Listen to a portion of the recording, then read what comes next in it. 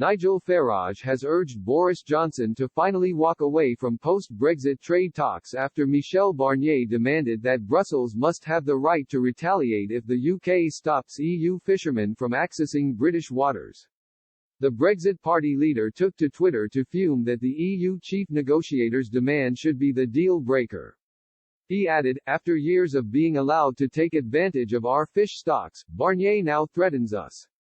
Mr. Farage's tweet comes after Mr. Barnier called for fishing rights to be linked to trade in the deal between Britain and Brussels.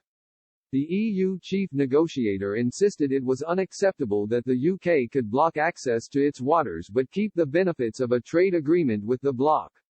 Mr. Barnier told the European Parliament, "The European Union also has to maintain its sovereign right to react or to compensate by adjusting the conditions for products, and especially fisheries products, to the single market.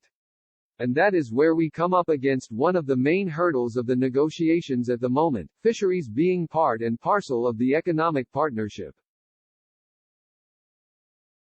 Fishing has proved one of the biggest obstacles to a post-Brexit trade deal, along with the so-called level playing field aimed at preventing unfair competition.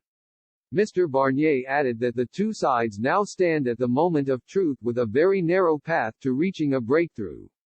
He said, "We have very little time remaining, just a few hours, to work through these negotiations in useful fashion if we want this agreement to enter into force on January 1. There is a chance of getting an agreement, but the path to such an agreement is very narrow." Speaking during a visit to Greater Manchester on Friday, Boris Johnson called for the EU to recognise the UK has got to be able to control its own laws. "That's what people voted for, and we have also got to be able to control our waters and fishing rights."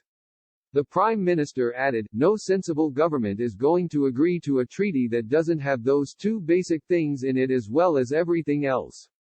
Our door is open, we'll keep talking, but I have to say things are looking difficult. There's a gap that needs to be bridged. The UK has done a lot to try and help, and we hope that our EU friends will see sense and come to the table with something themselves, because that's really where we are."